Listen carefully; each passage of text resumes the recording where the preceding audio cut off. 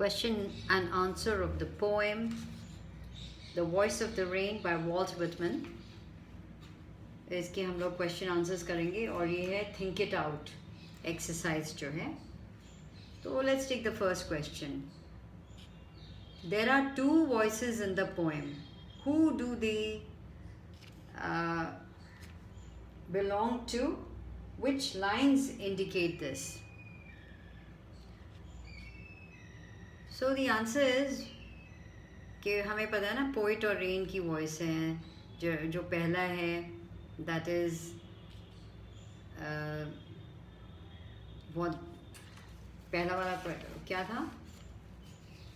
What was the first line? Who art thou? That means पहले the poet is asking the question and then the rain replies. So it's like a personification. When any inanimate object starts talking in human form, then this is known as personification. तो ये है personification. और आपने देखा है कि पहला question क्या है कि so there are two voices in the poem. Poet तो पोइट है, लेकिन जो आंसर जो दे रहा है ना वो रेन दे रही है. और रेन कौन होता है? What is rain? It's just something which is, we give it a voice. When you're giving any nature, any object a voice, that becomes personification. So the question is, who do they belong to? Which lines indicate this? So कविता में दो आवाज़ें हैं, वे किस किस की हैं, कौन सी पंक्तियाँ किस की हैं? तो just to make the answer short, the two voices belong to the poet and the rain. The first two lines clearly indicate this. The poet asked the rain, "Who art thou?" The poet asked, "Who are you?" And the rain gave the answer. That I am the poem of earth. That means मैं धरती की कविता हूँ. She is talking to the कवि. एक कवि से बात कर रही, तो उन्होंने कहा जी मैं तो कविता हूँ किसकी? धरती की. So interesting. Okay, the second question. What does the phrase strange to tell mean? तो स्ट्रेंज टू टेल जो फ्रेज है का क्या अर्थ है? तो ऑब्वियसली स्ट्रेंज टू टेल मतलब अगर कोई आपसे कोई इनएनिमेट ऑब्जेक्ट बात कर रहा है तो स्ट्रेंज ही हो गया ना, अजीब सी बात है ना. तो यही है.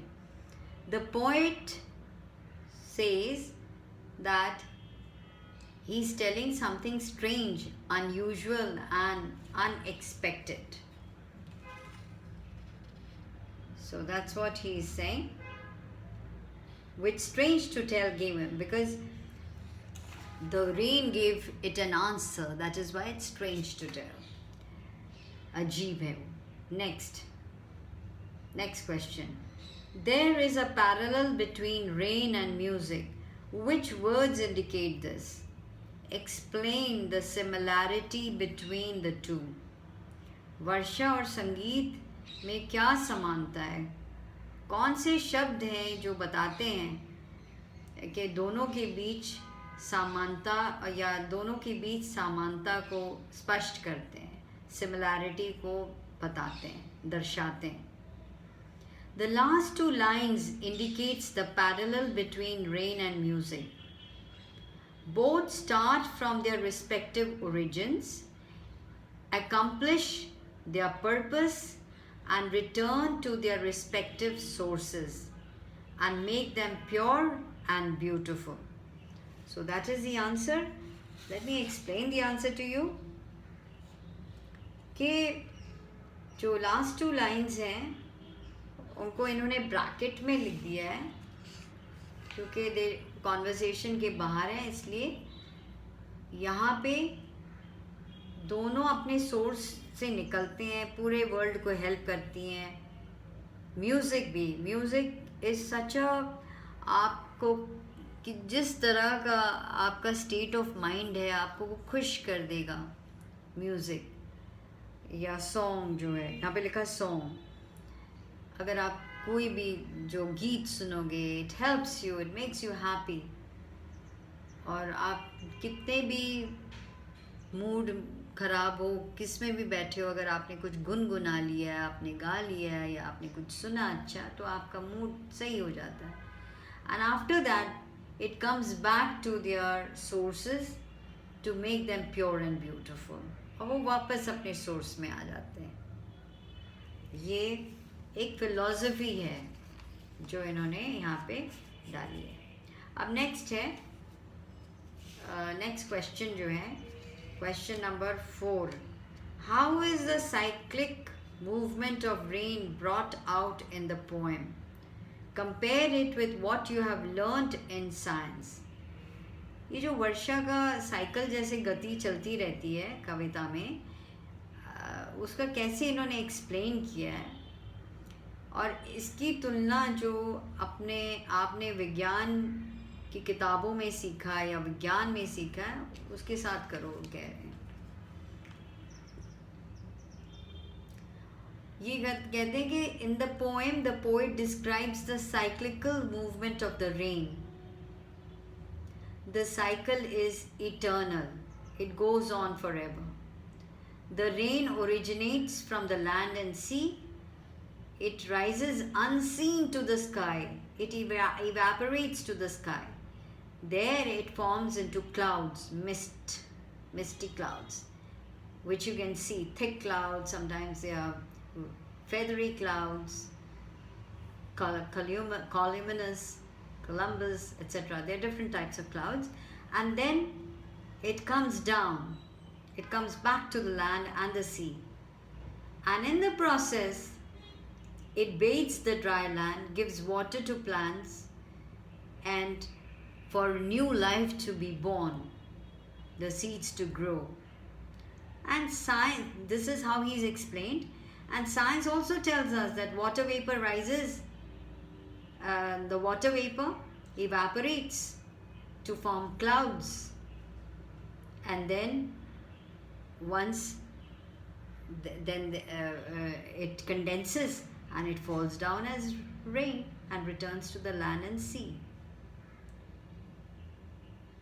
Okay, the next question, question number 5. Why are the last two lines put within brackets? ये जो अंतिम की दो पंक्तियां हैं उसको ब्रैकेट में क्यों रख दिया गया है? इसलिए डाला गया, इसलिए ब्रैकेट में डाला है क्योंकि अब वो पार्ट नहीं है ऑफ द डायलॉग. जो आपस में इनकी कॉन्वर्सेशन चल रही है, डायलॉग चल रही है, उसका पार्ट नहीं है. And so these two lines do not form part of the dialogue.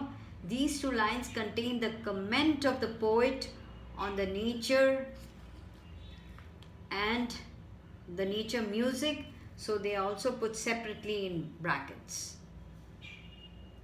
So poet on the nature and music, so that is why they put in separate brackets. अब next question जो देख रहे हो आप, ये है कि list the pair of opposites found in the poem. जो भी आपको opposite है ना वो आप देखो. जैसे कि for example earth heaven, earth का उल्टा heaven है, rise का descend है, day का night है, issuing का return है, wrecked का unwrecked है, changed same, land sea. फिर वो कहते हैं ये फर्स्ट सेट ऑफ क्वेश्चन 6 खत्म हो गए. सेकंड में 4 क्वेश्चंस हैं, ये देखते हैं हम. Notice the following sentence patterns and rewrite the above sentences in prose. ये जो आपने पोइट्री में जो लिखे हुए हैं इसको प्रोज में लिखो, ठीक है. First one, and who art thou, said I to the soft falling shower. तो इसका हो जाएगा आंसर में, I said to the rain, and who are you? Second, I am the poem of earth, said the voice of the rain. इसका answer होगा the voice of the poem said I am the poem of the earth. Third question है eternal आई rise. Third जो poetic line है eternal आई rise, उसको अगर आपने लिखना है इन प्रोज तो क्या होगा? अराइज इटर्नली और आई rise for ever. Fourth again for song duly with love returns, उसमें है आपने आंसर में है for song duly returns with love. Then you have this. Okay, so basically these are the questions that we've done, and we'll talk about all the poems. We're going to talk about the figures of speech later on together.